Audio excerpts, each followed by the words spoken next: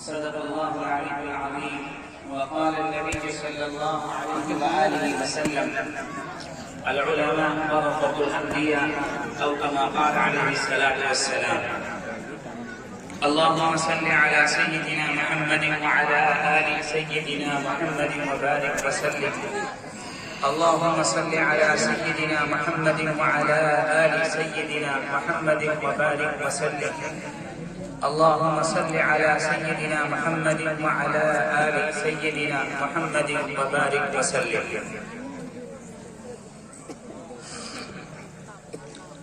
جب قرآن کریم ابتدائی دور میں نازل ہونا شروع ہوا تو حضور پاک صلی اللہ علیہ وسلم کا معاملہ یہ تھا کہ آپ صلی اللہ علیہ وسلم یہ بات اچھی طرح سے جانتے تھے کہ قرآن کریم جو اللہ رب العالمین کی جانب سے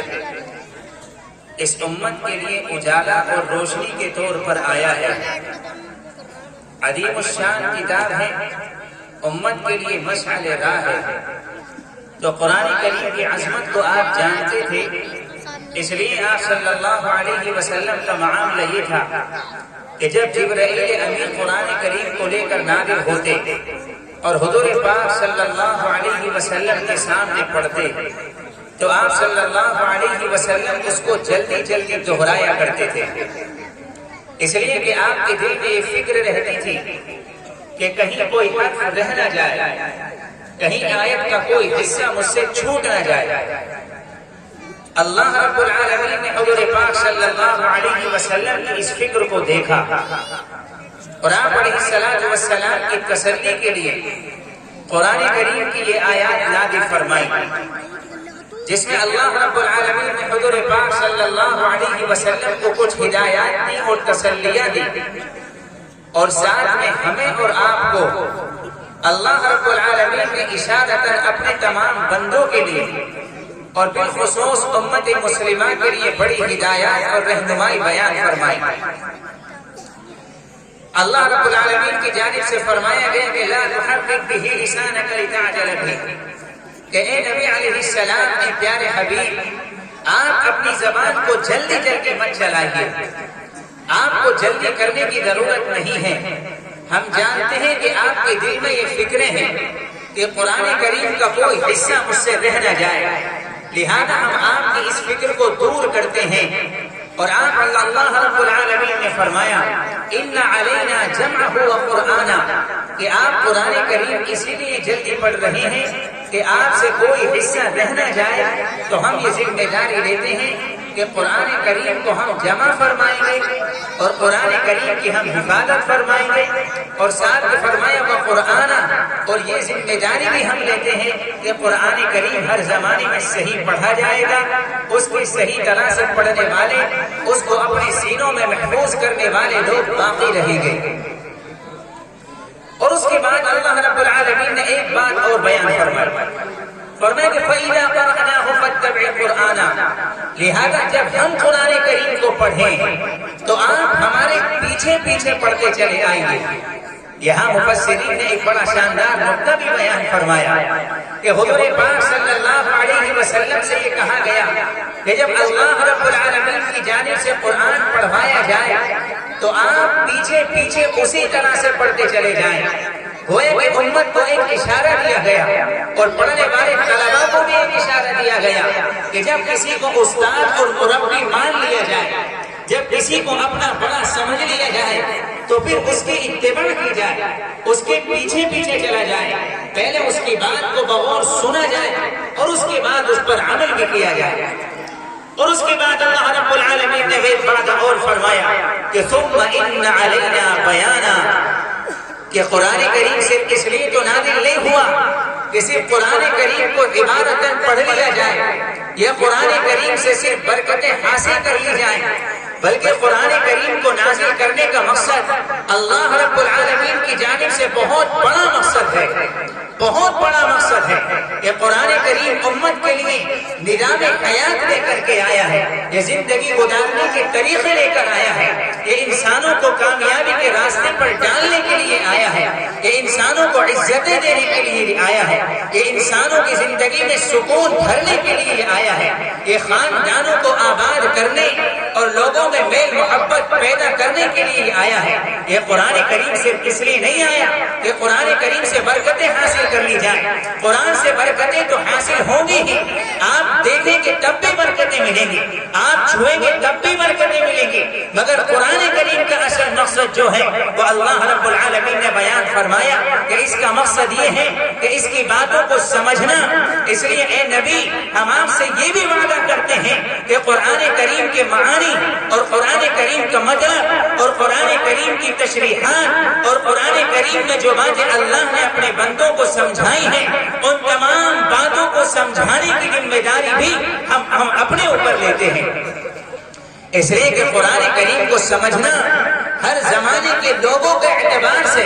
الگ الگ مسئلہ ہے۔ صحابہ کے زمانے میں سمجھنا معاملہ الگ تھا، قرآن عربی زبان میں نازل ہوا، وہ لوگ عربی زبان کو شاندار اور اچھی طرح سے سمجھنے والے تھے، لیکن ہمارے زمانے میں ہم لوگ عربی زبان سے بہت کم واقف، اور ہم مسلمانوں کا معاملہ یا ہماری زبو حالی یا دین سے دوری یا قرآن کریم سے ہمارے تعلق کا نہ ہونا، یا اللہ کے نبی کی ذات سے اور ان کی زبان سے اور اہل جنت کی زبان سے ہمارا تعلق نہ ہونا، یہ تو ہمارے لیے افسوس کی بات ہے کہ نہ ہم خود عربی زبان کو سیکھتے ہیں اور نہ اپنے بچوں کو سکھانے کا وہ جذبہ اور وہ شوق رکھتے ہیں جو ایک مسلمان کے دل میں اس طور پر ہونا چاہیے کہ میرے نبی کی زبان عربی ہے، قرآن کریم عربی زبان میں نازل ہوا، اہل جنت کی زبان، جنت میں جانے والوں کی زبان بھی عربی زبان ہی ہوگی، تو ہمیں اور آپ کو جو سیکھنے کا جذبہ اپنے لیے اپنی اولاد کے لیے ہونا چاہیے تھا، تو ہمارے دلوں میں وہ جذبہ نہیں ہے۔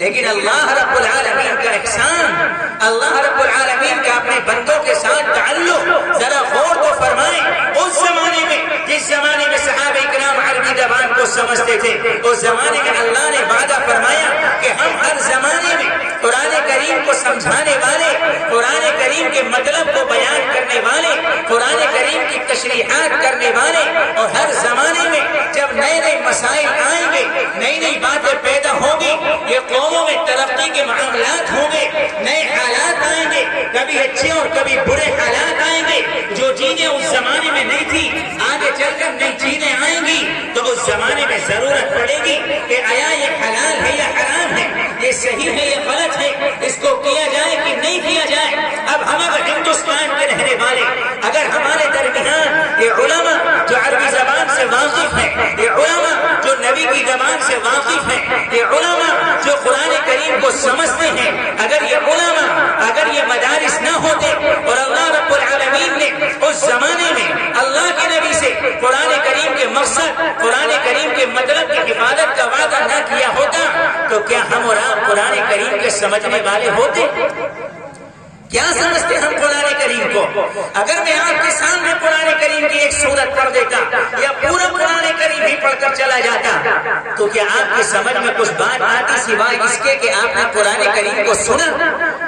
میرے بزرگوں، قرآن کریم کے نازل ہونے کا مقصد صرف اور صرف یہ نہیں ہے کہ اس سے برکتیں حاصل کر لی جائیں، وہ برکتیں جو اللہ رب العالمین نے وعدہ فرمایا کہ اے نبی، ہم قرآن کریم کی ہر زمانے میں تشریح کرنے والے، قرآن کریم کے سمجھانے والے ہم ہر زمانے میں پیدا کریں گے، یعنی کہ علماء۔ ذرا آپ اس بات سے علماء کی قدر و قیمت کو تو سمجھیں کہ ذرا آپ مجھے بتائیں کہ اللہ نے 3 وعدے فرمائے، قرآن کو جمع کرنے کا، قرآن کی حفاظت کا، قرآن کے مطلب کو سمجھانے کا، ان تینوں وعدوں کو پورا کرنے والے آج کے زمانے میں کون ہیں؟ یہ مدرسے والے، ان مدرسے میں پڑھنے والے اور پڑھانے والے علماء کرام۔ اللہ رب العالمین نے ان تینوں چیزوں کا جو وعدہ فرمایا، آج ہمارے زمانے میں علماء اور مدارس ان تینوں وعدوں کی تکمیل کا اللہ نے ذریعہ ان کو بنایا ہوا ہے۔ مگر ہمارا حال کیا ہے کہ اللہ رب العالمین تو وعدوں پر وعدے فرمائے، لیکن ہم اپنے آپ کو کہتے ہیں کہ ہم اللہ کے بندے ہیں، ہم اللہ رب العالمین پر ایمان رکھنے والے ہیں، ہم اپنے آپ کو کہتے ہیں کہ ہم نے کلمہ پڑھ لیا، ہم جناب محمد رسول اللہ صلی اللہ علیہ وسلم پر ایمان لے کر آئے، مگر ذرا آپ بتائیں کہ کیا جتنی باتیں ہم نے اپنی زبان سے کہی ہیں، جو دعوے ہم نے اپنی زبانوں سے کیے ہیں، کیا ہمارے کردار میں وہ چیز نظر آتی ہے؟ کہ ہمارے اعمال میں وہ چیز نظر آتی ہے؟ کہ ہمارے معاملات میں، کہ ہماری زندگیوں میں وہ چیز نظر آتی ہے؟ کہ قرآن کریم کا وہ مقام جو اللہ کے نبی صلی اللہ علیہ وسلم نے بیان فرمایا، قرآن کریم کا جو مقصد خود اللہ رب العالمین نے قرآن کریم میں بیان فرمایا کہ ہدی للمتقین، کہ اے لوگوں ہم نے یہ قرآن کریم اس لیے اتارا کہ تاکہ لوگ اس کے ذریعے رہنمائی حاصل کریں، اس کے ذریعے لوگ اپنی زندگی گزارنے کے مقصد کو تلاش کریں۔ کہ ہم نے اور آپ نے اپنی زندگیوں میں قرآن کریم کے اس مقصد کو تلاش کیا؟ کوئی ہم میں سے قرآن کریم کے اندر اس مقصد کو تلاش کرنے کو تیار نہیں ہے۔ تو میرے محترم بزرگوں، سب سے پہلے اس بات کی شدید ضرورت ہے کہ سب سے پہلے قرآن کریم سے ہمارا تعلق ویسا ہونا چاہیے جس کے لیے اللہ رب العالمین نے قرآن کریم کو نازل فرمایا۔ جب آپ صلی اللہ علیہ وسلم کا آخری دور آیا اور صحابہ کرام کو اس بات کا اندازہ ہو گیا آپ علیہ السلام کی باتوں سے کہ آپ ہمارے درمیان سے پردہ فرمانے والے ہیں، تو صحابہ کے دلوں کے اندر یہ بات آئی کہ ابھی تو آپ علیہ السلام ہمارے درمیان موجود ہیں، کوئی بات پیدا ہوتی ہے، کوئی مسئلہ کھڑا ہوتا ہے، کوئی بات معلوم کرنی ہوتی ہے، کوئی شک ہمارے دلوں میں پیدا ہوتا ہے، کبھی بات سمجھ میں نہیں آتی کیا کیا جائے کیا نہیں کیا جائے، کیا صحیح ہے کیا غلط ہے۔ اللہ کے نبی علیہ السلام بذات خود موجود ہے، ہم اللہ کے نبی علیہ السلام کے پاس جاتے ہیں، اپنی بات رکھتے ہیں، آپ مسئلہ حل فرما دیتے ہیں، لیکن جب آپ ہمارے درمیان سے چلے جائیں گے اس کے بعد معاملہ کیا بنے گا؟ کون ہماری رہنمائی فرمائے گا؟ کون ہمیں مسائل بتلائے گا؟ کون ہمیں صحیح اور غلط کے درمیان فرق بتائے گا؟ کون ہمیں نصیحت کرنے کے لیے آئے گا؟ صحابہ کے دلوں میں یہ بات آئی، ان کے ذہنوں میں یہ بات آئی، اللہ کے نبی علیہ السلام سمجھ گئے اور آپ نے ایک لمبا چوڑا اس موقع پر خطبہ بیان فرمایا اور اس میں دو باتیں بیان فرمائی کہ بالکل فکر کرنے کی ضرورت نہیں ہے، اللہ رب العالمین یوں ہی میری امت کو نہیں چھوڑے گا۔ اور آپ صلی اللہ علیہ وسلم نے دو باتیں اس موقع پر بیان فرمایا ترکت فیکم امرین، کہ اے میری امت کے لوگوں، گھبرانے فکر کرنے کی ذرہ برابر ضرورت نہیں ہے، میں تمہارے درمیان دو چیزیں چھوڑ کر جا رہا ہوں، اگر تم نے ان دونوں چیزوں کو مضبوطی کے ساتھ تھام لیا جیسا کہ ان کو تھامنا چاہیے، اور ان کے تھامنے کا مطلب یہ ہے کہ ان کے تقاضوں کو اپنی زندگی میں اتارا، ان دونوں چیزوں کو اپنی زندگی کے اندر اتارا، اپنی زندگی کے تمام مسائل، اپنے معاملات، اپنی تجارتیں، اپنی زندگی گزارنے کا طریقہ، اپنے گھر کے شادی بیاہ، اپنی اولاد کی تربیت، اپنی کھیتی کا کام، اپنی تجارتیں، اپنی نوکریاں، اپنے بچوں کا پڑھنا اور اپنی زندگی کا گزارنا، یہ تمام کی تمام چیزیں اگر تم نے ان دونوں چیزوں کے مطابق بنا لی تو پھر تم گمراہ ہو ہی نہیں سکتے۔ آپ نے فرمایا لن تضلوا ما تمسكتم بهما، کہ جب تک ان دونوں چیزوں کو مضبوطی کے ساتھ لازم پکڑے رہو گے، آپ نے فرمایا لن تضلوا، تم گمراہ ہو ہی نہیں سکتے، تم راستے سے ہٹ ہی نہیں سکتے، تم غلط راستے پر پڑ ہی نہیں سکتے، تم ناکام ہو ہی نہیں سکتے، ذلتیں تمہارے قریب آ ہی نہیں سکتی، دنیا کی قومیں تمہارے خلاف کھڑی ہو ہی نہیں سکتی، دنیا کا اقتدار تمہیں مل کر ہی رہے گا۔ وہ دونوں چیزیں کیا ہیں؟ کتاب اللہ پہلے نمبر پر آپ نے بیان فرمایا، قرآن کریم، اور دوسرے نمبر پر فرمایا میری سنت اور میرا طریقہ۔ لیکن کیا امت نے آج قرآن کریم کو، اللہ کے نبی صلی اللہ علیہ وسلم کے پاکیزہ طریقوں کو، آپ کی لائے ہوئی تعلیمات کو اس امت نے اپنی زندگیوں میں اتارا؟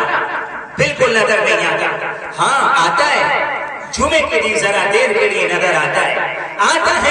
اگر مدرسے والے بیچارے محنت کر آتے آپ لوگوں کے سامنے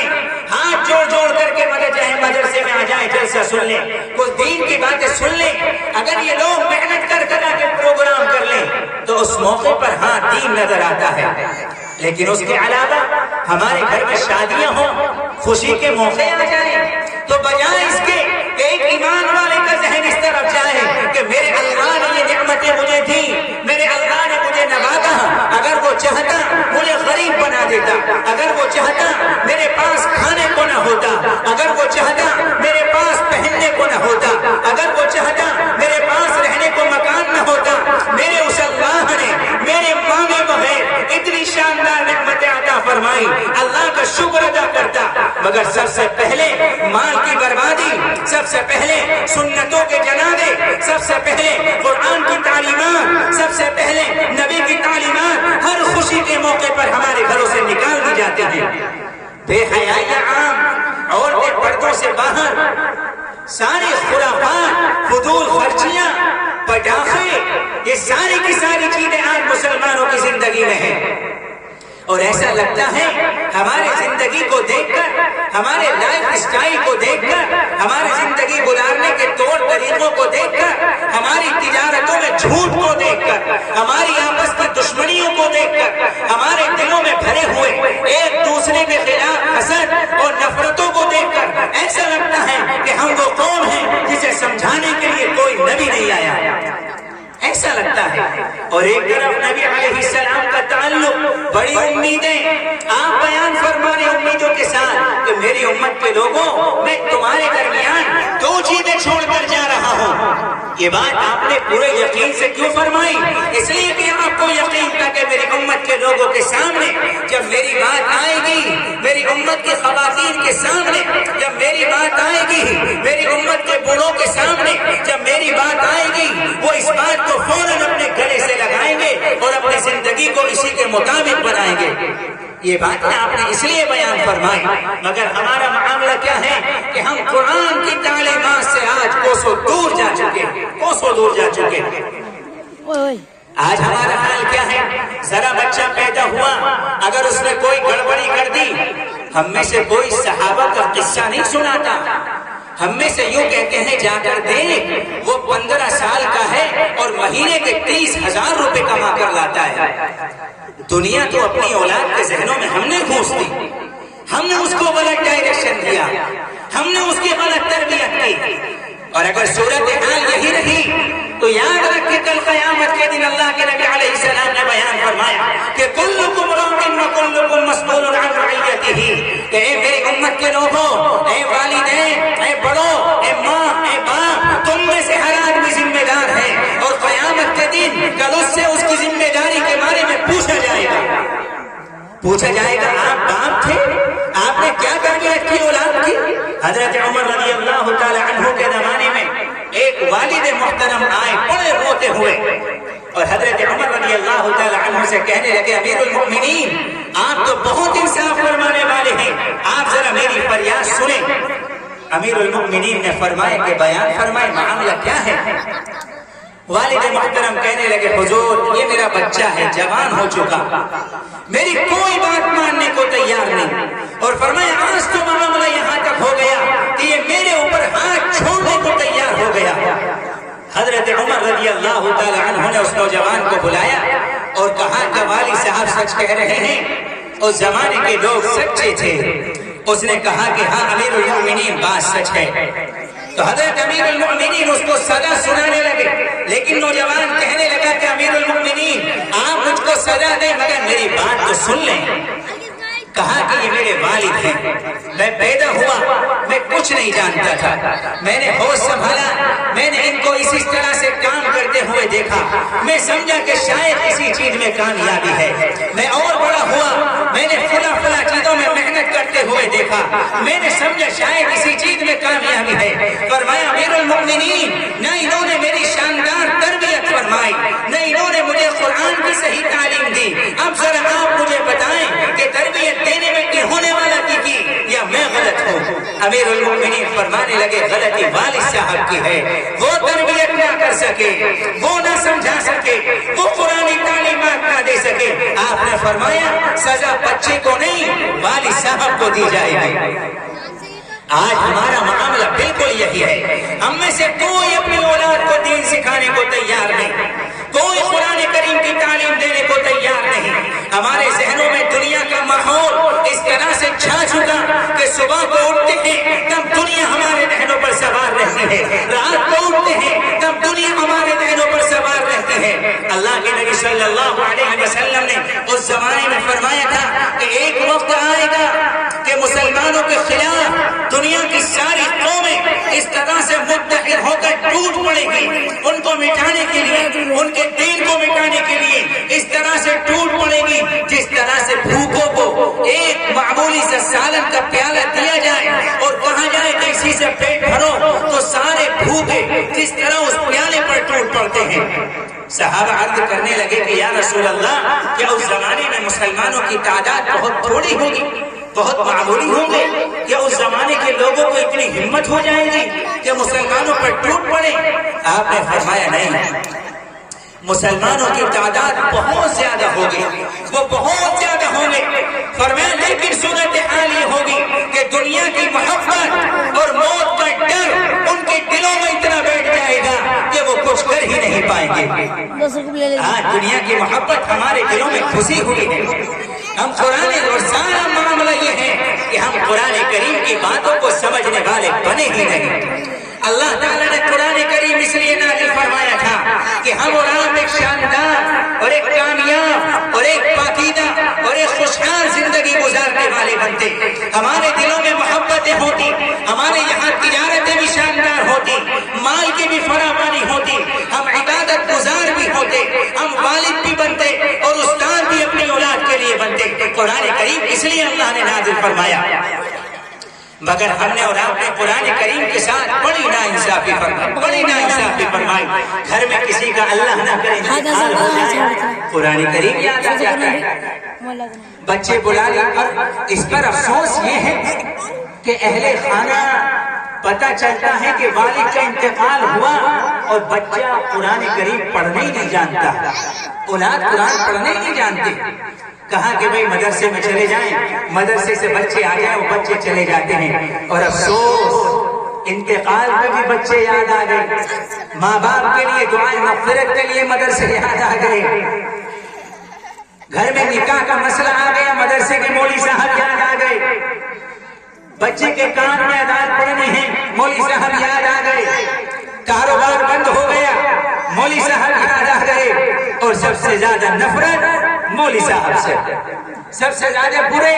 مولوی صاحب، سب سے زیادہ جاہل، کچھ نہیں جانتے دنیا کے بارے میں، مولوی صاحب۔ ہماری گھر کی پریشانی حل کرنے کے لیے ان کے پاس دعائیں کرانے جاتے ہیں۔ کتنا افسوس کا معاملہ ہے، یہ بے عقلی ہی کی باتیں ہیں۔ ایک مسلمان کو اللہ رب العالمین نے شاندار عقل عطا فرمائی، اس لیے تو قرآن کریم کے اندر جا بجا کہا گیا، قرآن یہ کہتا ہے، یہ کہتا ہے، یہ کہتا ہے، اور اس کے بعد فرمایا مگر یہ ساری باتیں، یہ ساری نصیحتیں، یہ ساری کی ساری باتیں سمجھ میں آئیں گی ان لوگوں کے لیے جنہیں اللہ نے عقل عطا فرمائی ہے، اور عقل عطا فرمائی اہل ایمان کو۔ مگر یہ ایمان والے اپنی عقلوں کو دنیا میں لگا کر، اپنی عقلوں کو گندی چیزوں میں لگا کر، اپنی عقلوں کو حرام مال میں لگا کر، اپنی عقلوں کو فلموں میں لگا کر، اپنی عقلوں کو موبائل میں لگا کر، اپنے وقت کو برباد کر کے، اپنی جوانیوں کو برباد کر کے، ہمارے بوڑھے اپنی جوانیوں کو بیٹھکوں میں برباد کر کے اپنی عقلیں بھی برباد کر چکے،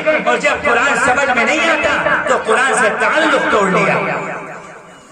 اس لیے اللہ رب العالمین نے ابھی بچے نے تقریر کی اور اس میں علامہ اقبال کا بڑا شاندار شعر پڑھا، وہ معزز سے زمانے میں مسلمان ہو کر اور ہم خان ہوئے تاریخ قرآن ہو کر، ہم نے قرآن کریم کو چھوڑ دیا، آج ذلت ہمارا مقدر بنی ہوئی ہے، مقدر بنی ہوئی ہے۔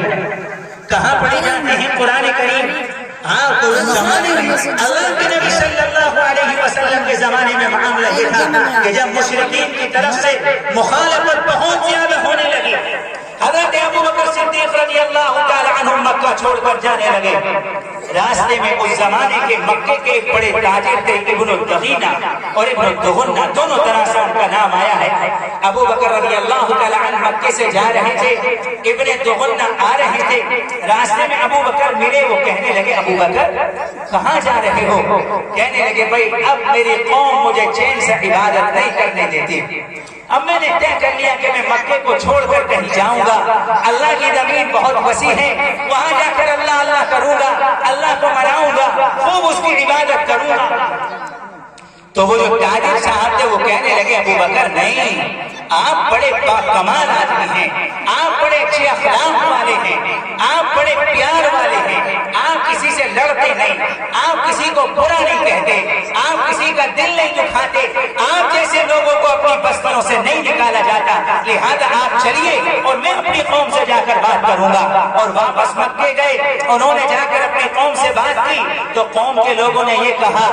کہ بھئی معاملہ دراصل یہ ہے، ہمیں کوئی مسئلہ نہیں، ابو بکر رہیں، نماز گھر میں پڑھنی ہے پڑھیں، لیکن یہ قرآن کی تلاوت زور زور سے کرتے ہیں، اور جب قرآن کی آواز ہمارے بچوں کے کانوں میں جاتی ہے، ہماری عورتوں کے کانوں میں جاتی ہے، تو وہ عورتیں اور بچے جو ایمان والے نہیں ہیں، ایمان کے دشمن ہیں، مگر قرآن کی آواز جب ان کے کانوں میں جاتی ہے، وہ بے ساختہ اپنے آپ کو روک نہیں پاتے، وہ ابو بکر کے پاس جا کر جمع ہو جاتے ہیں، قرآن کو سننا چاہتے ہیں۔ ہمیں ڈر ہے آج وہ قرآن سنیں گے، کل ایسا نہ ہو کہ وہ قرآن کے ماننے والے بن جائیں، اس لیے ابو بکر سے کہیں قرآن آہستہ پڑھیں۔ اس زمانے میں قرآن کی آوازیں آتی تھی، اور آج مسلمانوں کی بستی میں نکل جاؤ، گانے، گالیاں، بحثیں، عورتوں کے لڑنے کی آوازیں آتی ہیں، ایسا لگتا ہے کہ کسی مسلمان کی بستی میں نہیں بلکہ کسی جانوروں کی بستی سے ہمارا گزر ہو رہا ہے۔ یہ مسلمانوں کے معاملے ہیں، یہ مسلمانوں کا کردار ہے، یہ مسلمانوں کی زندگی گزارنے کے طور طریقے ہیں۔ کوئی طریقہ مسلمانوں کے اندر اللہ کے نبی کا نہیں ہے۔ گندگی ہمارے محلوں میں، ہماری نالیاں بند ہو جاتی ہیں، ہم اپنی نالی کا دروازہ، اپنی نالی کا راستہ بجائے ادھر کرنے کے ادھر کو کر دیتے ہیں۔ یہ بات بھی نہیں آتی کہ اللہ کے نبی علیہ السلام نے فرمایا وہ شخص کامل مسلمان نہیں ہو سکتا جس کی زبان سے یا جس کے ہاتھ سے، جس کے کرنے سے کسی دوسرے مسلمان کو تکلیف ہو جائے، وہ صحیح معنی میں مسلمان نہیں ہے۔ سامان اتاریں گے، کہا کہ میرا دروازہ تھوڑا کھلا رہے، ادھر کو کر لینا۔ چرئی کے پھولے رکھنے ہیں، پرال رکھنی ہے، بھائی تھوڑا سا ادھر کو، بالکل نہیں سوچتے کہ پڑوس کے گھر کا سایہ رک جائے گا، ہوا چلے گی، کوڑا اڑ کر اس کے گھر میں چلا جائے گا، نالی میری بند ہوگی، بہتا ہوا ناپاک پانی دوسرے کے دروازے پر چلا جائے گا۔ کہاں ہیں ہم؟ کہاں سے دعوے کہ ہم اللہ کے نبی کو ماننے والے بن گئے؟ اللہ کے نبی کو ماننے والے ایسے ہوتے؟ اللہ کے نبی کو ماننے والے تھے صحابہ کرام، اللہ کے نبی کی سنتوں سے عشق کرنے والے تھے صحابہ کرام۔ انہوں نے کر کے دکھایا، انہوں نے ثابت کر کے دکھایا، اور نمونے پیش کیے انہوں نے کہ اللہ کو ماننے کا، اللہ کے نبی کو ماننے کا طریقہ کیا ہوتا ہے۔ حضرت حذیفہ ابن الیمان رضی اللہ تعالی عنہ ایک مرتبہ ایک بادشاہ کی جانب سے دعوت آئی، اور اس دعوت میں تشریف لے کر گئے حضرت حذیفہ ابن الیمان رضی اللہ تعالی عنہ، بڑے جلیل القدر صحابی ہیں۔ وہاں جب پہنچے تو بادشاہوں کے یہاں تو آپ جانتے ہیں بڑے لمبے لمبے دسترخوان تو لفظ بس میں نے کہہ دیا، ہمارے شادی بیاہوں میں جو وہ کاٹ بچہ ہے جسے ہم دسترخوان کہتے ہیں، وہ اس لیے نہیں بچتا، وہ تو ذہن میں نہیں آتا کہ اللہ کے نبی کی سنت ہے، وہ تو اس لیے آتا ہے کہ بھئی ٹیبل گندی نہ ہو جائے۔ تو کتنی سی سوچ کا فرق ہے۔ اگر اس موقع پر یہ ذہن میں تصور کر لیا جائے کہ میرے نبی کی سنت ہے، میں اس لیے اس کو بچھا رہا ہوں، اس سنت کی نیت کرنے کی بنیاد پر ثواب تو ملے گا، اور اللہ رب العالمین اس سنت کی نیت کرنے کی بنیاد پر میری شادی میں، ولیمے میں، کھانے میں، مہمانوں میں، ان کی محبت میں، ہر چیز میں اللہ رب العالمین برکت اور محبتیں پیدا فرمائے گا۔ مگر کیا نیت ہوتی ہے کہ بھئی ٹیبل گندی نہ ہو جائے، اور جب لوگ کھا لیں گے جلدی سے سمیٹ کے پھینک دوں گا اور دوسرا بچھا لوں گا، لوگ یہ کہیں گے بھئی چودھری صاحب کا بیاہ بڑا زبردست انتظام تھا۔ چودھری صاحب تو یاد رہے، اللہ کے نبی کی سنت یاد نہ رہی، اللہ کے نبی کی سنت یاد نہ رہی۔ یہ تو ایک دعوت کی بات آ گئی۔ ہمارے گھروں میں یہ صورتحال ہے، بھوک لگی، خود سے کھانا نکالا، چارپائی پر بیٹھے اور ختم کر دیا، نہ دعا یاد آئی نہ درمیان میں اللہ کا ذکر یاد آیا، نہ آخر میں اللہ رب العالمین کا ذکر یاد آیا۔ اس لیے یاد نہیں آیا کہ اللہ کے نبی کی زندگی ہے ہی نہیں ہمیں معلوم، وہ کیسی زندگی گزار کر چلے گئے۔ وہ نبیوں کا سردار جس کے یہاں کھانے کو تین دن تک کچھ نہیں تھا، اور ہمارے صورتحال یہ ہے کہ نمک تیز ہو گیا، بیگم سے کہنے لگے اس ہانڈی کو پھینک لو، بالکل مزہ نہیں آیا۔ ایک بار ذہن میں یہ نہیں آئے گاؤں میں کوئی ایسا یتیم بھی تو ہوگا جس کو کھانا میسر نہ ہوا ہوگا، لا آج شاندار کھانا بنا ہے، اپنے اس یتیم کو کھلا کے آ جاؤ، آج شاندار بریانی بنی ہے، لا پڑوسی کے یہاں پہنچا کے آ جاؤ، یہ خیال نہیں آتا۔ دلوں میں تکبر اتنا بھر چکا ہے، اپنے آپ کو اتنا بڑا سمجھنے لگے کہ ہماری نگاہ میں جو سب سے بڑا ہے اللہ رب العالمین، وہ آنا ہی بند ہو گیا۔ جہاں 2-4 روپے آئے سیدھی زبان ختم ہو گئی، ٹیڑھی آنکھیں کر کے دیکھتے ہیں کہ ذرا مجھے سلام کیا کہ نہیں کیا۔ ارے نوجوان بیٹھے ادھر سے بائک تیزی کے ساتھ لے کر نکلے، بلٹ میں اب تو سائلنسر بھی دوسرا لگایا جانے لگا ہے نا، کہ بھائی ذرا پتہ چل جائے کہ وہ محلے میں کھلا بلٹ لے کے آیا ہے۔ سائلنسر نیا لگواتے ہیں، جو کمپنی دیتی ہے نا اس میں آواز کم ہوتی ہے، دوسرا لے کے آئے۔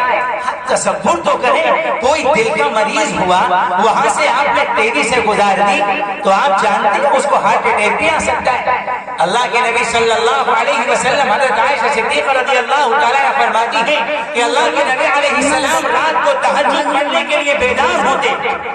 آپ دبے قدموں پیر رکھتے، کہیں ایسا نہ ہو کہ میرے قدموں کی آواز سے سونے والے کی نیند ڈسٹرب ہو جائے۔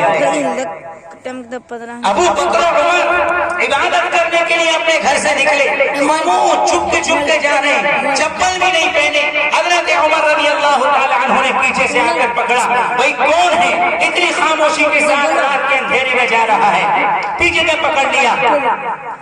آگے سے آواز آئی میں ہوں، ہاں ابو بکر امیر المؤمنین، پیروں میں چپل نہیں۔ فرمانے لگے چپل اس لیے پہن کے نہیں آیا کہیں میرے چپلوں کی آواز سے کسی مسلمان کی نیند خراب نہ ہو جائے۔ آپ جانتے ہیں جب یہ گانے بجانے ہوتے ہیں کتنی دور تک آوازیں جاتی ہیں، کتنے دور تک، اور کتنی بوڑھی ماؤں کے دل سے بددعائیں نکلتی ہیں، اللہ اس ناچنے گانے والے کی شادی برباد کر دے، اس نے میری نیند کو برباد کر دیا۔ اور جانتے اس بددعا کا نتیجہ کیا نکلتا ہے؟ 1 سال کے بعد طلاقیں ہو جاتی ہیں، اور ہم سوچتے رہتے ہیں کیا میں نے تو سب ٹھیک کیا تھا، یہ معاملہ کیا ہو گیا؟ کیا آپ ٹھیک کیا؟ نکاح سنت پڑھا جاتا ہے، النکاح من سنتی، نکاح میرا طریقہ ہے، اور پیچھے ناچنا گانا تیار، جیسے یوں کہتے ہیں نبی بس تمہارا نکاح بس وہیں تک تھا، ہم تو ننگے ہیں، شیطان کے غلام بنے بیٹھے ہیں، ہم تو ناچ گانے کرنے والے ہیں۔ اور ذرا کوئی کہہ دے او بھائی ناچنے گانے والے تو او پھر دیکھو آپ اسے باہر، ہم ناچنے گانے والے ہیں، رنگ ٹون بھی گانے کی ہوگی، موبائل سڑا ہوا گانے اور فلموں سے بھرا ہوا ہوگا، اور اگر کوئی کہہ دے تو مرچیں لگ جاتی ہیں۔ یہ نبی کا طریقہ نہیں ہے، نبی کے طریقے ہماری زندگیوں سے نکل گئے۔ تو بات یہاں چل رہی تھی، حضرت حذیفہ جب وہاں دسترخوان پر پہنچے، کھانا لگا، کھانا کھانے کے لیے بیٹھ گئے، تو جب کھانا کھانے لگے تو ہاتھ سے نہ لقمہ دسترخوان پر کچھ گر گیا،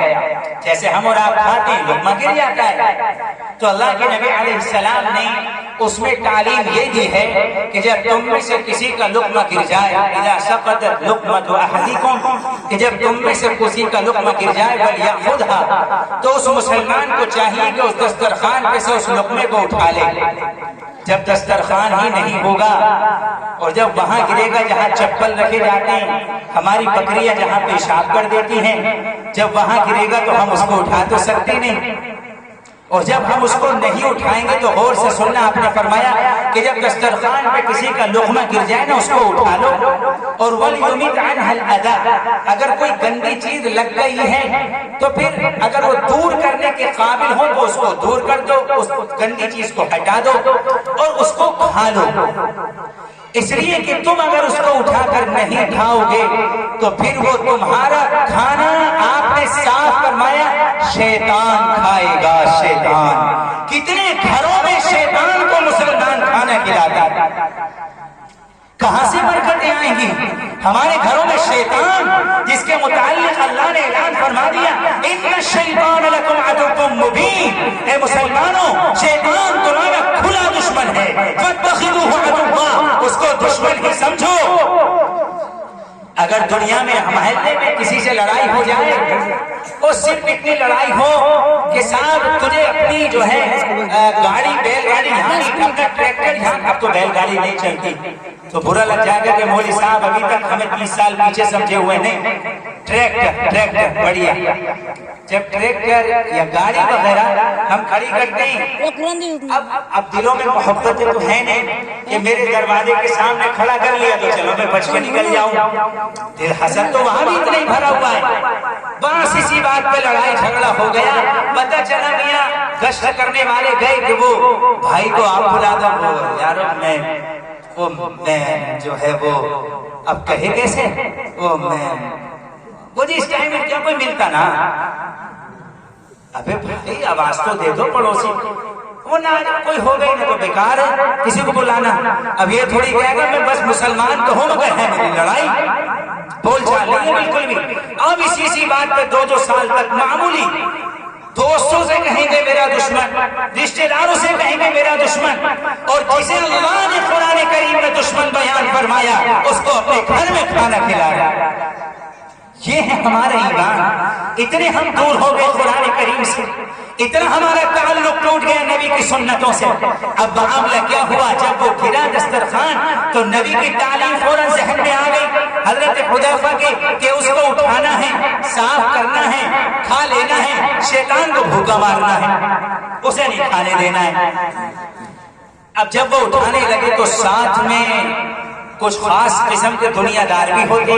جب مولوی صاحب کو لے کے جاتے ہیں ایم پی صاحب کے یہاں تو مولوی صاحب کو سمجھاتے ہیں مولانا یارو ایک دم سے نا آخرت کی باتیں شروع مت کر دیو، ایم ایل اے صاحب پورا مان جائیں گے۔ اچھا وہ تو مولوی صاحب کو لے کے گزار، مولوی صاحب تو بیچارہ یہی جانتا، اس کے دل میں تو یہی ہے بھائی میں بھی جنت میں چلا جاؤں، یہ بھی جنت میں چلا جائے۔ اب بھائی برتن میں جو ہوگا اس میں سے وہی نکلے گا نا۔ اب آپ نے بوری میں بھرے گیہوں اور دعا کرنے بیٹھ جاؤ اللہ اللہ تو ہی برکت کرنے والا ہے، پتہ چلا صبح کو اس میں نکل گیا سونا، ایسا ہو سکتا ہے؟ آپ نے بھرا پانی اور اس میں سے نکل کے آ گیا دودھ، ایسا تو نہیں ہو سکتا نا۔ اب انسان ایک برتن کے مانند ہے،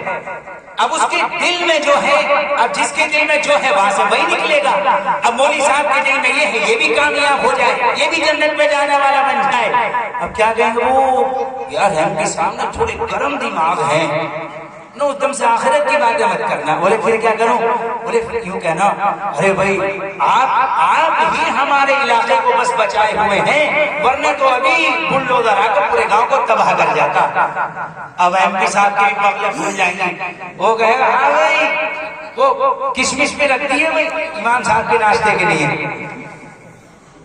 ایسے ہی ہے نا صورتحال، بالکل یہ تو ایسے ہی وہاں بھی تھے۔ حذیفہ بن الیمان رضی اللہ تعالی عنہ کے پاس کہنے لگے یہ بادشاہ کا دسترخوان ہے اور یہاں گری ہوئی چیز کو اٹھانا یہ چھوٹے لوگوں کی علامت، وہ گرا ہوا کھانا اٹھا کے کھا رہے ہیں۔ اب انہیں کیا معلوم تھا کہ یہ کس کا شہلائی ہے، یہ کس کا امتی ہے؟ ارے اس کے سامنے کھانا اگر دنیا کے سارے بادشاہ آ جائیں میرے نبی کی ایک سنت کے مقابل نہیں، ایک سنت کے مقابل نہیں۔ حضرت حذیفہ بن الیمان جب وہ منع کرنے لگے لقمہ اٹھایا، آنکھیں سرخ ہو گئی اور ان ساتھی کی طرف غور سے دیکھا اور ایک تاریخی جملہ فرمایا، کہنے لگے اترک سنت حبیبی لہؤلاء الحمقاء، اپنے محبوب کی سنت ان بے وقوفوں کی وجہ سے چھوڑ دوں۔ ارے دنیا برا مان جائے کوئی مسئلہ نہیں، مگر میرے نبی کی سنت نہیں چھوٹے گی، میرے نبی کا طریقہ نہیں چھوٹے گا۔ یہ تھے صحابہ کرام، انہوں نے عمل کر کے دکھایا، اور آج ہم بھی مسلمان ہیں، ہم بھی اپنے آپ کو ایمان والا کہتے ہیں، ہم بھی اپنے آپ کو قرآن کریم کا ماننے والا کہتے ہیں، مگر میرے دوستوں، میرے بزرگوں، میرے نوجوان ساتھیوں، میری ماں، میری بہنوں، اپنے دل پہ ذرا ہاتھ رکھ کے سوچو، رات کو سوچو، تنہائی میں لیٹ کر سوچو کہ میرے اللہ نے مجھے مسلمان بنایا، میرے اللہ نے قرآن دیا، یہ احادیث دی، اور یہ قرآن کے احادیث ایسے نہیں پہنچی، بڑی قربانیاں دینی پڑی ہیں، بڑے حالات آئے، پورے مسلمانوں کو چن چن کے ختم کر دیا گیا۔ اس کے بعد بڑی بمشکل یہ تعلیمات ہم تک پہنچی ہیں، اتنی آسانی کے ساتھ ہم نے سمجھ لیا کہ میاں مسئلہ یہی تو ہے،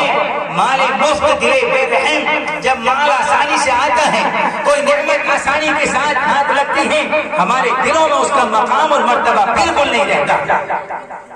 آج یہ ساری چیزیں ہمیں مفت میں مل گئی اور ہمارا معاملہ یہ ہوا کہ ان کی کوئی حیثیت نہیں۔ اگر ہم نے وہ زمانہ دیکھا ہوتا کہ جو اللہ رب العالمین نے قرآن کریم کے اندر وعدہ فرمایا تھا، اِنَّا نَحْنُ نَزَّلْنَا الذِّكْرَ وَإِنَّا لَهُ لَحَافِظُونَ، کہ ہم نے قرآن کریم کو نازل کیا اور ہم اس کی حفاظت کرتے ہیں، یہ تو اللہ نے حفاظت کا وعدہ کیا ہے، اس لیے اللہ نے قرآن کریم ہم تک پہنچایا۔ ورنہ جس زمانے میں جو آج کل روس کہلاتا ہے، رشیا، ایک زمانہ ایسا آیا کہ رشیا کے لوگوں نے، وہاں کی جو کمیونسٹ حکومت تھی، بے دین لوگ جو کسی خدا کو نہیں مانتے، انہوں نے اس زمانے میں طے کیا کہ اس ملک میں جتنے بھی مسلمان ہیں ان تمام کے تمام مسلمانوں کو ختم کیا جائے گا۔ اور اس زمانے کے اندر نہایت خطرناک قتل عام مچا، سارے مسلمان جو ان کی جانکاری میں تھے سب کو مار دیا گیا، سارے قرآن کریم جلا دیے گئے، ساری کتابیں جلا دی گئی، اور یہ قانون بنا دیا گیا کہ اگر کسی مسلمان کے گھر میں قرآن کریم کا ایک ورق ملا 10 سال اس کو جیل میں رکھا جائے گا، اگر کسی کے یہاں پورا قرآن کریم ملا یا کوئی قرآن کریم پڑھنے والا ملا اس کو سزائے موت دے دی جائے گی۔ اس زمانے میں قانون بنا دیا گیا اور مسلمان بیچارے گھروں میں چپ کے کام کرنے لگے۔ اس زمانے کے علماء، اللہ ان علماء کی قدر نصیب فرمائے، ان علماء کی قدر کر لو بزرگوں، یہ ہمارے سروں کا تاج ہے، ہم انہیں برا کہتے ہیں مگر یہ پھر بھی ہمارے پاس آ جاتے ہیں، یہ پھر بھی ہماری خوشامدیں کرنے لگ جاتے ہیں۔ ہر زمانے کے علماء کا یہی حال رہتا ہے، عوام برا کہتی ہے، دلوں میں حسد نفرتیں بری ہوئی ہیں ان کے خلاف، بجائے اس کے کہ ان کے کام کو سراہیں، جا کر ان سے کہیں ماشاءاللہ آپ کا شکریہ، آپ نے یہ کام کر لیا، آپ نے ہمیں سمجھا لیا، آپ نے ہمارے بچے کو مدرسے میں بلا لیا، بجائے ان کا شکر ادا کرنے کے ان میں خامیاں تلاش کی جاتی ہیں۔ اس زمانے کے علماء نے جب دیکھا کہ اگر یہ صورتحال رہی تو ہماری آنے والی نسلیں، ہمارے آنے والے بچے وہ قرآن سے، قرآن کی تعلیمات سے، نبی کی سنتوں سے وہ تو بالکل بے انجانے اور غافل ہو جائیں گے۔ اس زمانے کے علماء نے دیکھے چاہے کچھ بھی ہو جائے مگر قرآن کو باقی رکھنا ہے اپنے نوجوانوں کے دلوں میں، اپنے آنے والی نسلوں کے دلوں میں، مگر کیا طریقہ اختیار کیا جائے یہ بڑا مسئلہ تھا۔ اس زمانے کی حکومت آج کی طرح نہیں تھی، تعداد مسلمانوں کی تھی، بہت کوششیں کی، بہت سارے طریقے اختیار کیے۔ ایک طریقہ میں آپ کے سامنے صرف بیان کرنا چاہتا ہوں، وہ یہ کہ اس زمانے کے علماء نے یہ طریقہ بنایا کہ اس زمانے کی حکومت سے پرمیشن لی اپنے قبرستان کی اور قبرستان میں دفنانے کی، لیکن حکومت اتنی خطرناک اور چالاک تھی کہ انہوں نے ہر جگہ اپنے فوجی کھڑے کیے ہوئے تھے۔ یہ مسجد ہے، یہاں بھی مسلمان کا گھر ہے، یہاں بھی مسلمان کی دکان ہے، یہاں بھی مسلمان قبرستان ہے، ہر جگہ اپنے فوجی کھڑے کیے ہوئے تھے، بڑا معاملہ تھا۔ اب ان کے ذہنوں میں یہ تجویز آئی کہ انہوں نے قبرستان کے اندر ایک نقلی قبر تیار کی اور اس کے اوپر تختے وغیرہ ڈال کے پنڈی لگا کے ایسے بچھا دیا، اور وہ کیا کرتے کہ ایک انہوں نے مسحری تیار کی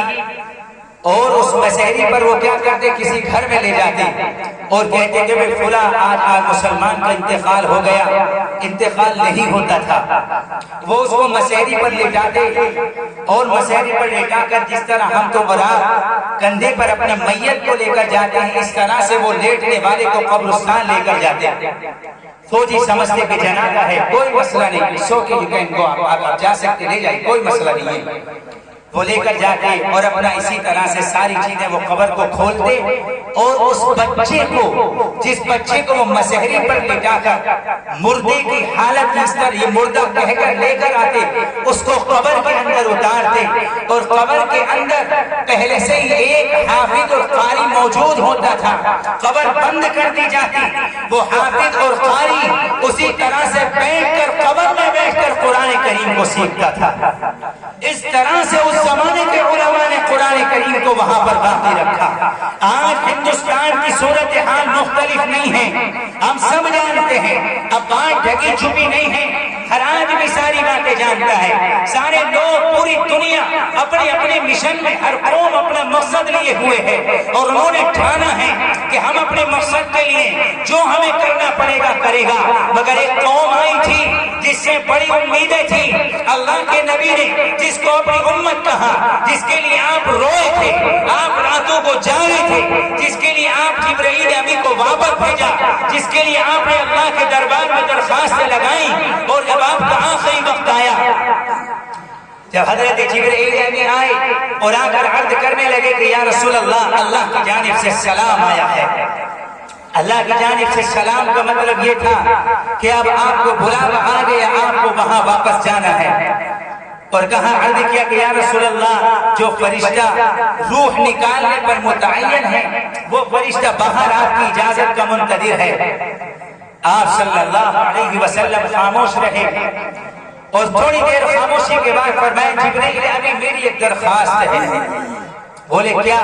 کہ میری درخواست یہ ہے کہ آپ اللہ رب العالمین کے پاس جائیں اور جا کر عرض کریں کہ اے اللہ، میں آنے کے لیے تیار ہوں، مگر آپ مجھے یہ بتائیں کہ میرے جانے کے بعد کہ آپ میری امت کا خیال رکھیں گے،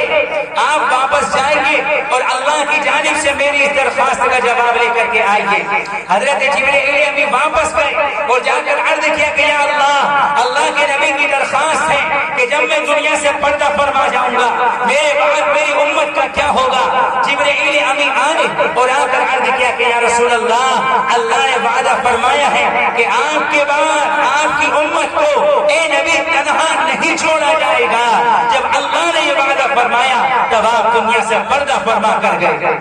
ایسا تعلق اپنی امت کے ساتھ تھا اللہ کے نبی علیہ السلام کا، مگر ہمارا تعلق اپنے نبی کے ساتھ ٹوٹ چکا ہے، بالکل ٹوٹ چکا۔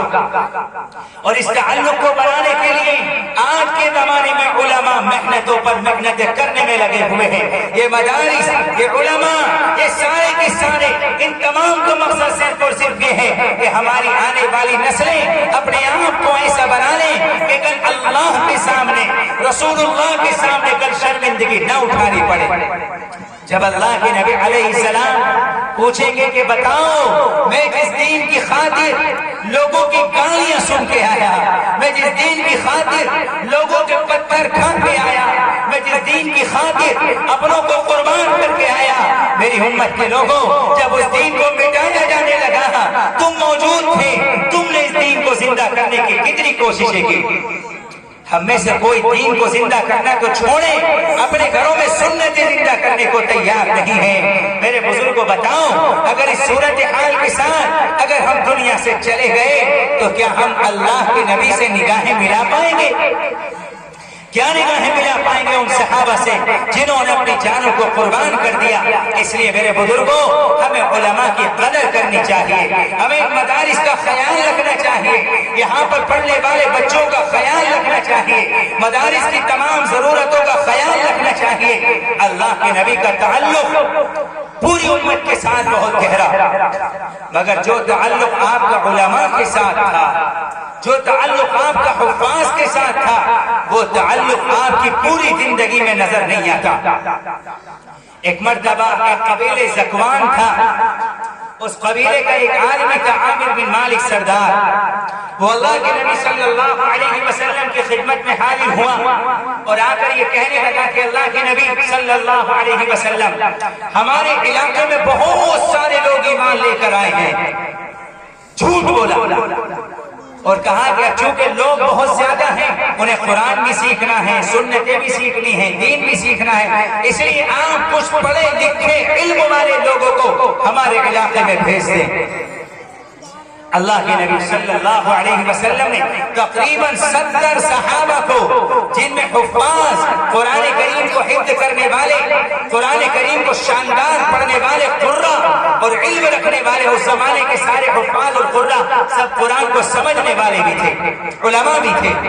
تقریباً 70 آپ نے ان کو چنا اور بھیج دیا۔ جب وہ لوگ جانے لگے تو اللہ کے نبی علیہ السلام کے دل میں ذرا بے چینی سی آئی، تو آپ نے جو شخص لینے کے لیے آیا تھا اس سے کہا کہ دیکھو میرے دل میں بے چینی سی ہے، مجھے ڈر ہے کہ کہیں کچھ ہو نہ جائے۔ اس نے تسلیاں دی کہ میں اپنی ذمہ داری پر، اپنی گارنٹی میں لے کر جا رہا ہوں، کوئی مسئلہ نہیں ہوگا۔ بہرحال وہ لے کر چلا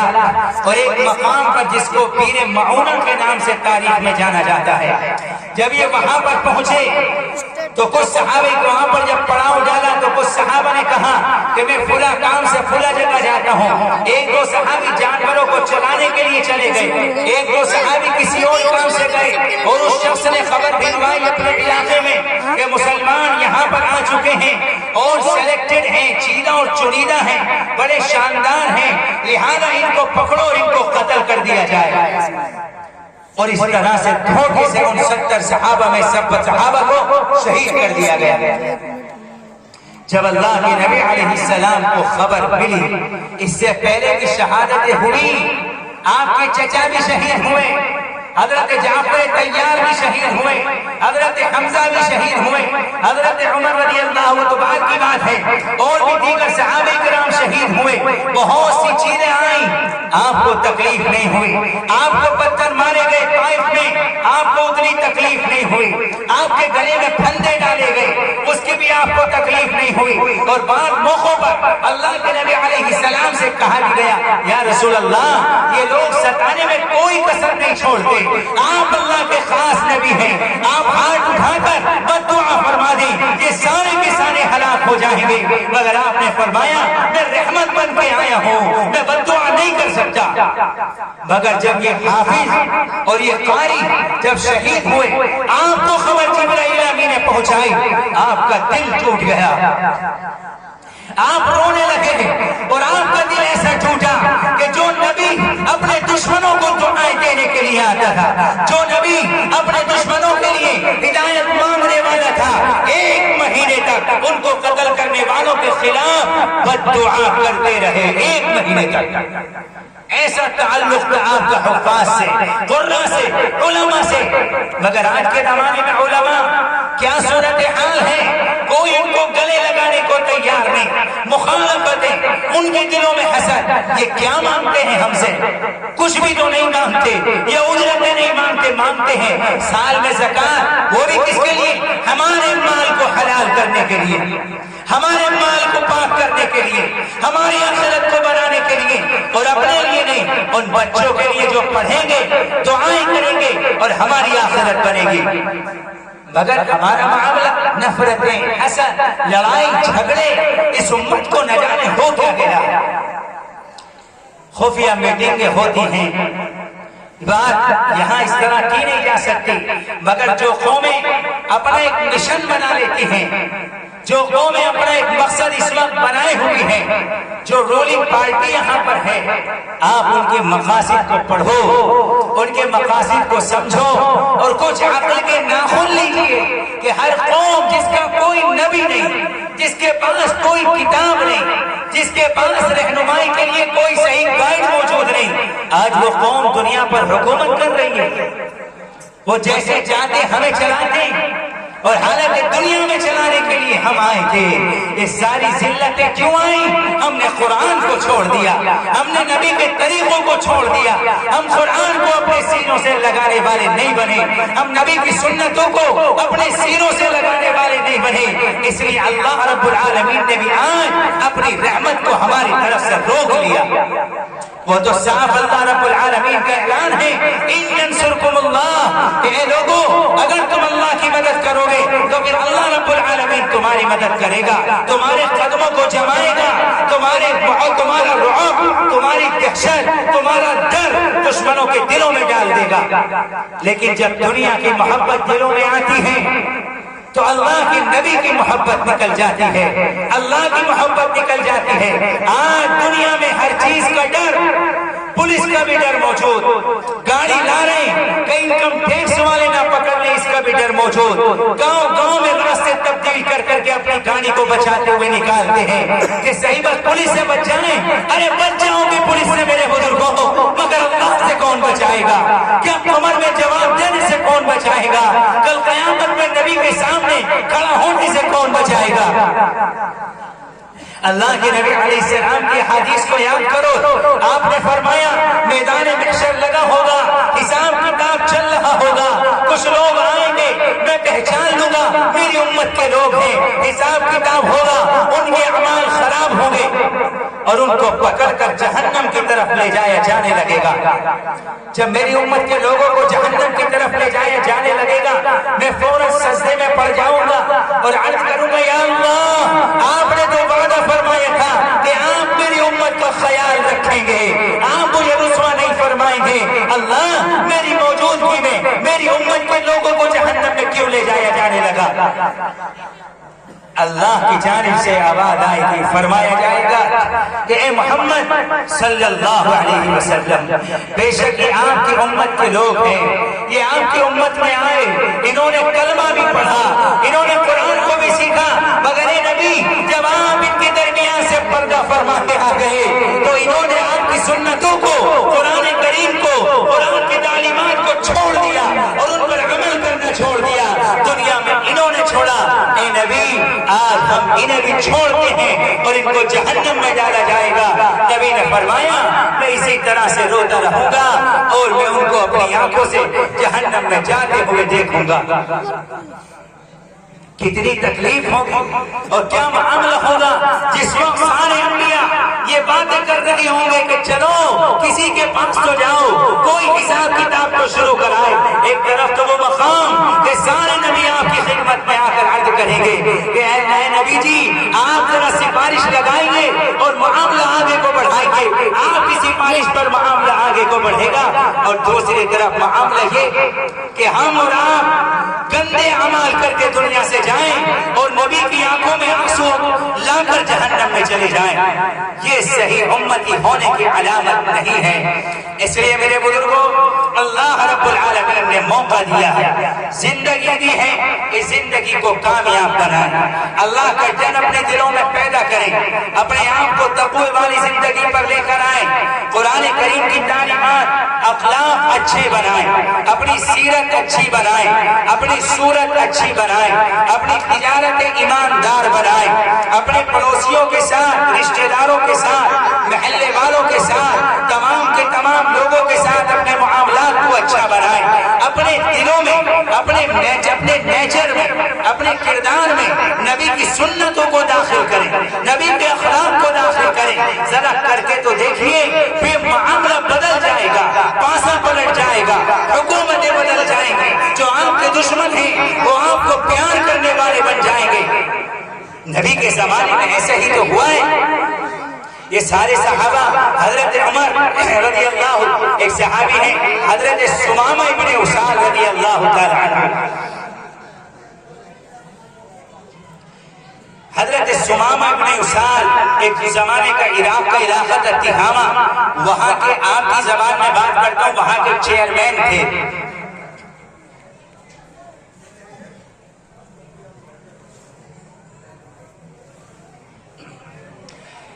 अब मामला ये बना और बहुत उन्होंने कई सहाबा को कत्ल भी किया था। अल्लाह के नबी अलैहिस्सलाम ने शूट एंड साइट का ऑर्डर दिया हुआ था कि जहां दिखे वहीं उनको मार दिया जाए। अब मामला ये हुआ कि सहाबा की एक छोटी सी टुकड़ी गश्त पर निकली हुई थी, उधर से सुमामा सफर करके मक्का जा रहे थे, मुसलमानों की टुकड़ी ने उनको पकड़ लिया और पकड़ के लेकर आ गए, जाके मस्जिद नबवी की सुतून से बांध दिया। उन्हें मालूम भी नहीं थे शख्स है कौन। अल्लाह के नबी अलैहिस्सलाम तशरीफ लाए, देखो लोगों से पूछे क्या तुम जानते हो ये कौन है? उन्हें कहा कि अल्लाह व रसूलुहु आलम, अल्लाह और उसका रसूल ही बेहतर जाने। क्या जवाब था सहाबा का? अल्लाह और उसका रसूल ही बेहतर जाने, क्योंकि उस जमाने में सबसे बड़े आलिम अल्लाह के बाद अल्लाह के नबी थे। اور آج کے زمانے میں اگر کوئی مفتی صاحب کچھ کہنے لگے تو بجائے اس کے کہ ہاں مفتی صاحب آپ زیادہ، ہاں مفتی صاحب کو بڑا پتا، مفتی صاحب کو بڑا پتا، 2 سال مدرسے میں لگائی جائے، اپنے آپ کو سب سے بڑا کھنے خواہ سمجھے پڑے۔ صحابہ اللہ کے رسول اللہ کے نبی فرمائے سمامہ بن اسال ہے،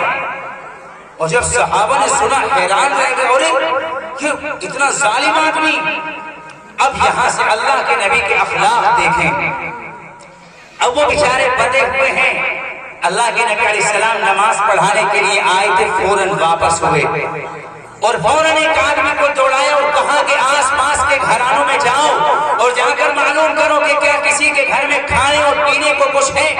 آپ نے حکم دیا میری اونٹنی کے پاس جاؤ، اس کا دودھ نکالو۔ آپ فوراً کھانا منگایا، دودھ منگایا، اور اس قیدی کو جس نے صحابہ کو قتل کیا، جس کو مارنے کا حکم مل چکا ہے، آپ نے کہا تم تھک کے آئے ہو، بھوک بھی لگی ہوگی، پہلے کھانا اور پینا کر لو۔ کھانا پینا دیا، نماز پڑھائی، کوئی مسئلہ نہیں، دن گزر گیا۔ اگلے دن پھر آئے اللہ کے نبی، پوچھا سمامہ کیا حال ہے، کیسے ہو، کیا سوچا، ایمان لانا کہ نہیں لانا؟ کہنے لگے سمامہ کہنے لگے کہ بھئی دیکھو محمد، معاملہ یہ ہے ان تقتل زادمی وَإِن تُنْعِمْ عَلَى شَاكِرٍ، اگر آپ مجھے قتل کرو گے تو میں بالکل اس بات کا مستحق ہوں کہ مجھے قتل کیا جائے، میں آپ کا دشمن ہوں، میں نے آپ کے لوگوں کو مارا، کلیئر بات۔ اور اگر آپ مجھ پر احسان کرو گے تو ایسے آدمی پر احسان کرو گے جو احسان کو چکانا بہت اچھی طرح جانتا ہے، یعنی مالا مال کر دوں گا۔ آپ نے کچھ نہیں کہا، پھر کھانا پینا منگوایا، پھر کھلا دیا، تیسرا دن بھی ایسے ہوا۔ پھر آپ نے تیسرے دن صحابہ سے کہا بھی چھوڑ دو، ان کو چھوڑ دیا گیا، کہا کہ بھائی جاؤ تم آزاد ہو، تمہاری مرضی، جاؤ ہم تمہیں معاف کرتے ہیں، اس لیے کہ ہمارے اللہ کا حکم یہ ہے کہ بھئی قیدیوں کو آزاد کرو، آپ ہمارے قیدی ہیں، جاؤ ہم نے آزاد کر دیا۔ اب وہ برابر میں فوراً گئے، ایک باغ تھا مسجد نبوی کے برابر میں، وہاں گئے، جا کر نہائے بہائے، غسل کیا اور فوراً مسجد میں آئے، کسی نے کچھ نہیں کہا، کوئی ایک مرتبہ اللہ کے نبی نے دعوت نہیں دی، کسی صحابی نے سمجھایا نہیں، آئے اور آ کر کہا اشہد ان لا الہ الا اللہ وان محمد رسول اللہ، میں گواہی دیتا ہوں کہ اللہ کے سوا کوئی معبود نہیں اور محمد اس کے رسول ہیں۔ صحابہ حیران، کیا معاملہ ہوا؟ پوچھنے لگے، کہنے لگے یا رسول اللہ جب میں آیا میں آپ کے لوگوں کا قاتل تھا، میں آپ کا دشمن تھا، میں آیا آپ نے بجائے مجھے قتل کرنے کے کھانا اور پینا پیش کر دیا، بجائے اس کی کہ آپ مجھے ستاتے آپ میرے لیے سونے کا انتظام کرنے لگے۔ میں نے آپ کے اخلاق دیکھے، میں سمجھ گیا ایک اخلاق ایک نبی کے ہو سکتے ہیں، یہ بات میرے دل میں اثر کر گئی اور اس لیے میں آپ کے اخلاق دیکھ کر ایمان میں داخل ہو گیا۔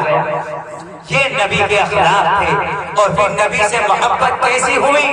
وہ نبی کے ماننے والے کیسے ہوئے؟ کہنے لگے یا رسول اللہ اس وقت سے پہلے روئے زمین پر آپ کے چہرے سے زیادہ برا چہرہ مجھے کوئی نہیں لگتا تھا، مگر نبی جب میں نے کلمہ پڑھ لیا تو آپ کے چہرے سے زیادہ محبوب، آپ کے طریقے سے زیادہ محبوب کوئی طریقہ میری نگاہ میں آج کوئی نہیں ہے۔ یہ ہے نبی کو ماننے کا مطلب، آپ کا چہرہ بھی محبوب، آپ کی ادائیں بھی محبوب، آپ کا بولنا بھی محبوب، آپ کا لباس بھی محبوب، آپ کے اخلاق بھی محبوب، آپ کی سیرت بھی محبوب، آپ کی صورت بھی محبوب۔ یہ ہے نبی کو ماننے کا طریقہ۔ آج ہم مسلمانوں کا حال کیا ہے؟ ہم نے کلمہ تو پڑھ لیا مگر یہ کلمہ ہمارے حلق سے نیچے ابھی نہیں اترا۔ اگر حلق سے نیچے اتر جاتا تو ہم بھی کہتے ہیں ماں اس وقت تک کھانا نہیں کھاؤں گا جب تک دسترخوان نہیں بچھے گا، اس وقت تک عید پہ کپڑے نہیں بناؤں گا جب تک میرے محلے کا یتیم اور محلے کا غریب اس کے لیے اپنے جیسا کپڑا نہ لے کے آؤں۔ اس وقت ہماری یہ کردار ہوتی، اور جب ہمارے محلے میں ہماری اطراسی میں ایسے لوگ ہوتے جیسا میں پسند کروں گا اپنے بھائی کے لیے بھی وہی پسند کروں گا، یہاں کا یتیم بھی وہی پہنے گا، یہاں کی بیوہ بھی وہی پہنے گی، یہاں کا غریب بھی وہی پہنے گا۔ اگر کسی نے کہہ دیا میں اس کو معاف کرنے کے لیے تیار ہوں، اب سماج یہ بنے گا تو یہاں پر پھر دلوں میں محبتیں ہی محبتیں ہوں گی، کوئی لڑائی جھگڑا نہیں، کوئی گولی کا چلنا نہیں، کوئی گالم گلوچ نہیں۔ مگر ہمارا حال یہ ہے کہ سگے بھائیوں کو معاف کرنے کو تیار نہیں، سگے بھائیوں کو معاف کرنے کو تیار نہیں۔ کیا ہوا؟ ایک گز زمین کے ٹکڑے پر لڑائی، ڈول ادھر کرنی تھی اس نے ادھر کر لی، اسی بات پر لاٹھی ڈنڈے سگے بھائیوں میں چل گئے، اور اس پر ترا یہ کہ سگا بھائی دوسرے سگے بھائی کی رپورٹ کر کے آ گیا، اور اس پر ترا یہ